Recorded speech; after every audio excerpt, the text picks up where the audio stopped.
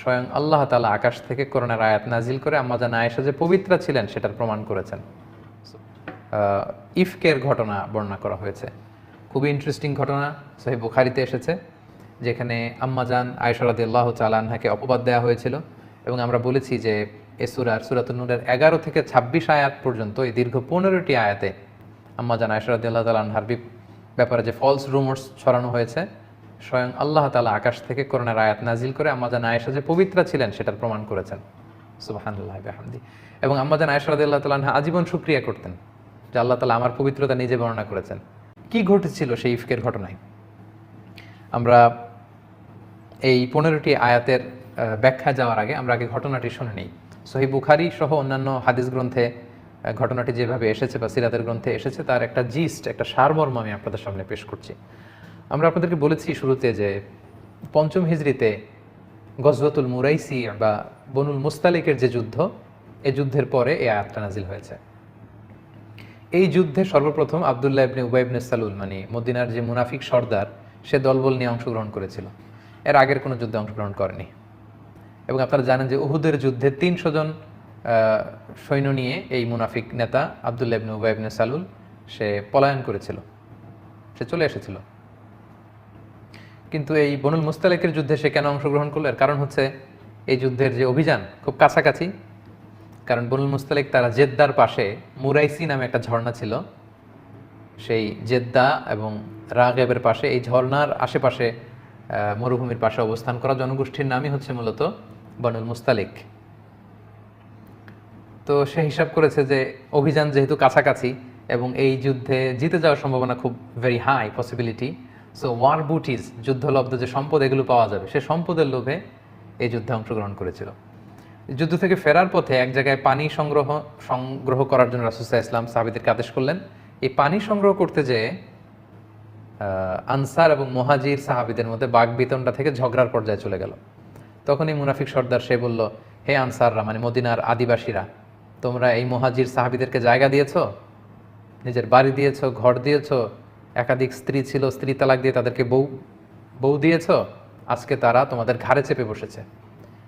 আমরা এবার মদিনাতে গেলে এটার একটা এসপার ওসপার হবে, এদেরকে ঘাড় ধাক্কা দিয়ে আমরা মদিনা থেকে বের করে দিব। সে এরকম স্পর্ধা দেখালো। এই কথা যখন রাসূল সাল্লাল্লাহু আলাইহি ওয়াসাল্লাম শুনলেন, তিনি খুব কষ্ট পেলেন এবং একটা ঝগড়া বিবাদের পর্যায়ে চলে গেল আনসার এবং মুহাজির সাহাবী। তখন রাসূল সাল্লাল্লাহু আলাইহি ওয়াসাল্লাম ভাবলেন যে আমি যদি সফরের মাঝখানে কাফেলাতে প্রায় ব্রেক দেই, তখন লোকজন বিশ্রামের সুযোগ পাবে আর এটা নিয়ে আরও ঝগড়া বাড়াবে। রাসূল সাল্লাল্লাহু আলাইহি ওয়াসাল্লাম বললেন, না, থামাথামি নেই, লেটস মুভ টু মদিনা, চলো মদিনায় যেতে থাকি। মদিনায় পৌঁছার কিছু আগে রাসূল সাল্লাল্লাহু আলাইহি ওয়াসাল্লাম একটা শর্ট ব্রেক দিলেন। সম্মানিত শুধু এই ঘটনাটি খুব মনোযোগ দিয়ে আপনাদেরকে শুনতে হবে, তাহলে আপনারা এই 15 আয়াতের, যেটা আমি একটু পরে শুরু করব, এটা আপনারা কানেক্ট করতে পারবেন, মিলাতে পারবেন। রাসূল সাল্লাল্লাহু আলাইহি ওয়াসাল্লাম একটা শর্ট ব্রেক দিলেন, তারপর আবার কাফেলা ছোটালেন। সাধারণত রাসূল সাল্লাল্লাহু আলাইহি ওয়াসাল্লাম সফরে এত শর্ট ব্রেক দেন না, আরও সময় দেন বিশ্রামের, ঘুমানোর। কিন্তু রাসূল সাল্লাল্লাহু আলাইহি ওয়াসাল্লাম খুব শর্ট ব্রেক দিয়ে, যাতে লোকজন ওই যে ঝগড়া হয়েছিল আনসার মুহাজিরদের মাঝে, এটা যাতে আর বাড়তে না পারে, তিনি বললেন চলো মদিনায় ছুটি। আম্মা জান আয়েশা রাদিয়াল্লাহু তাআলা আনহা বর্ণনা করেন, বনুল মুস্তালিকের এই অভিযানে আমি রাসূল সাল্লাল্লাহু আলাইহি ওয়াসাল্লামের স্ত্রীদের মধ্য থেকে ছিলাম। এবং রাসূল সাল্লাল্লাহু আলাইহি ওয়াসাল্লামের অভ্যাস ছিল, তিনি কোনো সফরে বা অভিযানে গেলে তিনি লটারি করতেন। লটারিতে যে স্ত্রীর নাম আসতো তাকে নিয়ে তিনি আউটিংয়ে যেতেন। তো আম্মা জান আয়েশা বলেন, এই সফরে আমার নাম এসেছিল, ফলে আমি ওনার সাথে সফর সঙ্গে ছিলাম। এবং ওনার জন্য একটা স্পেশাল উট ছিল, উটের হাউদাজ, মানে আমাদের দেশের পালকির মতো, এটার ভেতরে তিনি বসতেন এবং পর্দা নামিয়ে দেয়া হতো। কারণ সূরা নূর, সূরা আহজাবের পরে নাজিল হয়েছে, অর্থাৎ ইতিমধ্যে পর্দার বিধান ফরজ হয়েছে। ফলে আম্মা জান আয়েশা রাদিয়াল্লাহু তাআলা আনহা যে পালকি বা হাউদাজে বসতেন, দুই দিকে পর্দা নামানো ছিল। তো তিনি বর্ণনা করছেন যে আমাদের যখন ব্রেক দেওয়া হলো, আমি নামলাম, আমি একটু প্রকৃতির ডাকে সাড়া দিতে দূরে গেলাম, দিয়ে যখন ফিরছি হঠাৎ আমি গলায় হাত দিয়ে দেখি আমার গলার হার নেই, মানে গলার লকেটটা মিসিং। তো আমি আমার গলার হার খুঁজতে খুঁজতে আবার যেখানে গিয়েছিলাম প্রাকৃতিক ডাকে সাড়া দিতে, ওখানে গেলাম। খুঁজতে খুঁজতে খুঁজতে খুঁজতে আলহামদুলিল্লাহ আমি পেলাম। পেয়ে গলায় এটা পরে আমি ফিরে আসলাম। এসে দেখি কাফেলার কেউ নেই। এখানে ঘটনা যেটা ঘটেছে, আম্মা জান আয়েশা তখন খুবই মানে পাতলা গড়নের একজন নারী ছিলেন, হালকা পাতলা। ফলে উনি পালকিতে উঠলেও যে ওজন, না উঠলেও খুব বেশি পার্থক্য হতো না। ফলে পালকির যেহেতু পর্দা নামানো ছিল, যে সাহাবারা এই পালকি বা হাওদাজ ওটের উপরে রাখবে, তারা ভাবছে ভিতরে হয়তো আম্মা জান আয়েশা বসে আছেন। সুবহানাল্লাহ, তারা এই পালকি বা হাওদাজ নিয়ে ওটার উপর বেঁধে দিয়েছে, পুরো কাফেলা রওনা হয়েছে মদিনার দিকে। এখন আম্মাজান আয়েশা রাদিয়াল্লাহু তাআলা আনহা তিনি এসে দেখে ইন্না লিল্লাহি, এখানে তো কেউ নাই, সবাই তো চলে গেছে। তো আম্মাজান আয়েশা খুবই বুদ্ধিমতী এবং সাহসী নারী ছিলেন। তিনি ভাবলেন যে আমাকে না পেয়ে রাসূল সাল্লাল্লাহু আলাইহি ওয়াসাল্লাম ঠিকই লোক পাঠাবেন নেয়ার জন্য, এক কাজ করি আমি চাদর মুড়ি দিয়ে শুয়ে থাকি। যে চিন্তা সেই কাজ। আম্মাজান আয়েশা রাদিয়াল্লাহু তাআলা আনহা তিনি চাদর গায়ে দিয়ে শুয়ে পড়লেন। আর রাসূল সাল্লাল্লাহু আলাইহি ওয়াসাল্লাম একজন সাহাবাকে অ্যাসাইন করেছিলেন, তার নাম হচ্ছে সফওয়ান ইবনু মুআত্তাল রাদিয়াল্লাহু তাআলা আনহু। ওনাকে রাসূল সাল্লাল্লাহু আলাইহি ওয়াসাল্লাম দায়িত্ব দিয়েছিলেন যে কাফেলা যখন ছুটবে তখন তুমি যে দেখবে যে ওই জায়গায় কারো কোনো জরুরি জিনিসপত্র হারিয়ে গেল কিনা, কেউ রয়ে গেল কিনা, বর্তমান সময়ে যেটাকে আমরা লস্ট অ্যান্ড ফাউন্ড বলি। তো কাফেলায় লস্ট অ্যান্ড ফাউন্ডের দায়িত্বে ছিলেন সফওয়ান ইবনে মুআত্তাল রাদিয়াল্লাহু তাআলা আনহু। তো তিনি দায়িত্ব পালনের জন্য সবাই যখন চলে গেল ঘুরে ঘুরে দেখছেন কিছু পড়ে রইল কিনা, কারো কিছু মিসিং কিনা। হঠাৎ তিনি মরুভূমির মাঝে দেখেন যে কালো কাপড়ে জড়ানো শুয়ে থাকা এক নারী। কাছে আসলেন, ফজরের সময় হয়ে গিয়েছে। আম্মাজান আয়েশা তিনি ওঠার পরেই আম্মাজান আয়েশা রাদিয়াল্লাহু তাআলা আনহার চেহারা দেখে চিনে ফেললেন, কারণ পর্দার আয়াত নাজিল হওয়ার আগে আম্মাজান আয়েশা রাদিয়াল্লাহু তাআলা আনহার চেহারা তিনি দেখেছিলেন একবার।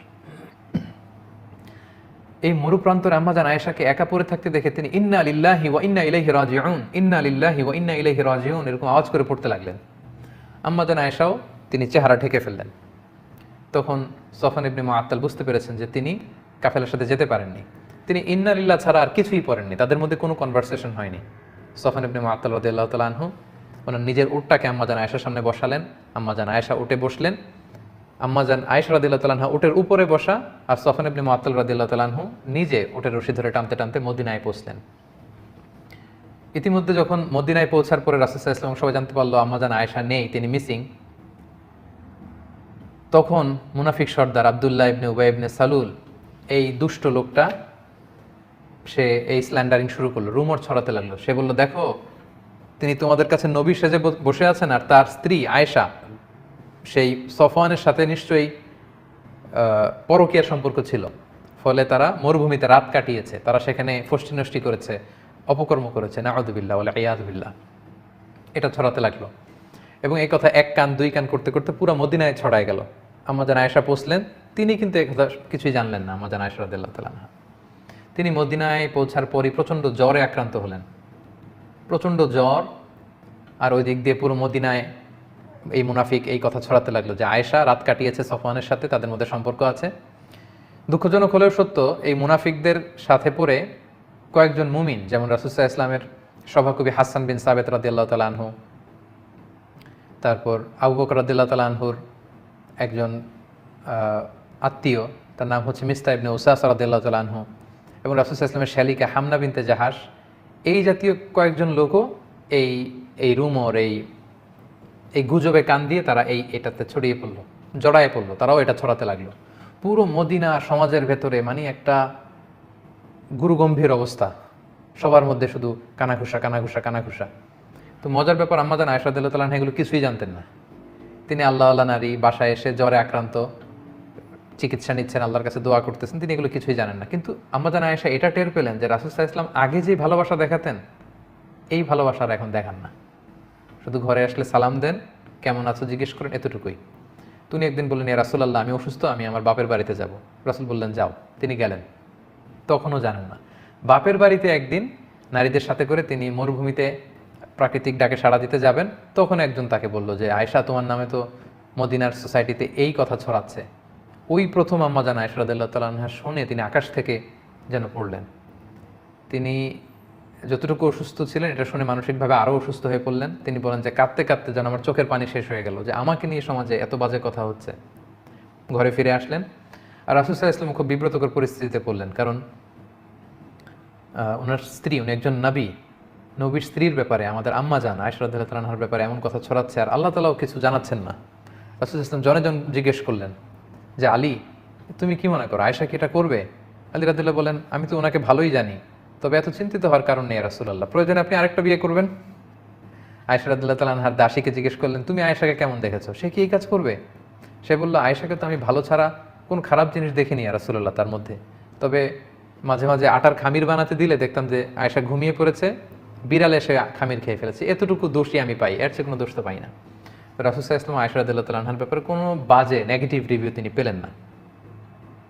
রাসূল সাল্লাল্লাহু আলাইহি ওয়াসাল্লাম যখন দেখলেন যে 1 মাস হয়ে গেল মদিনাতে কানাঘুষা কোনো আয়াত নাজিল হচ্ছে না, আর আব্দুল্লাহ ইবনে উবাই ইবনে সালুল একটা সুযোগও পেয়ে গিয়েছে, তিনি আবু বকর রাদিয়াল্লাহু তাআলা আনহুর ঘরে গেলেন এবং যে আয়েশাকে ডেকে বললেন, আয়েশা, তুমি যদি সত্যিই কোনো পাপ করে থাকো আল্লাহর কাছে ক্ষমা চাও, আল্লাহ তো ক্ষমাশীল।